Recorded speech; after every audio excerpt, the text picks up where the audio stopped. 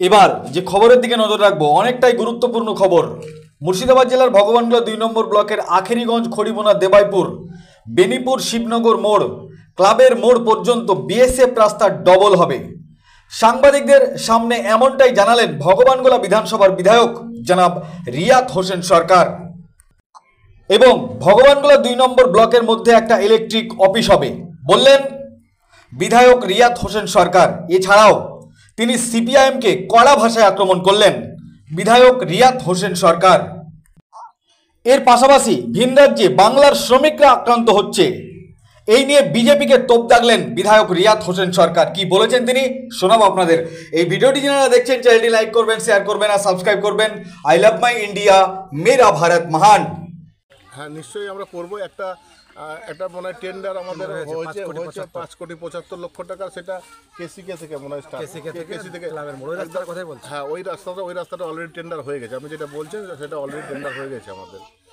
তো আপাতত আমাদের মূল যে রাস্তা, এখন আমাদের একটা পাখির চোখের মতো একটা ইয়ে আছে আমাদের, সেটা হচ্ছে যে ভগবানগোলায় একটা ইলেকট্রিক অফিস অলরেডি স্থাপন। আজকে মিটিং আছে ঊর্ধ্বতন কর্তৃপক্ষদের সঙ্গে, জিয়াগঞ্জ ডিভিশনে মিটিংটা কল হয়েছে এবং অতি শীঘ্রই যাতে এটা চালু করা যায়।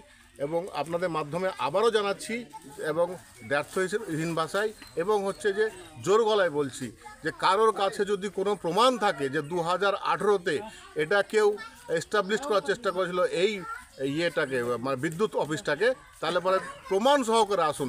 34টা বছর মানুষকে ঠকিয়ে খেয়েছেন, ইংরেজি তুলে দিয়েছিলেন, ইংরেজি জানেন না। আজকে যে ইংরেজি MP ম্যান পাওয়ার প্ল্যান্টেশন, সম্ভবত এটাই ফুল ফর্মটা আছে, তো তার 2018-তে যে রেজুলেশন হয়েছিল সেই রেজুলেশনটা কী রেজুলেশন এটা নিজেরাই জানে না।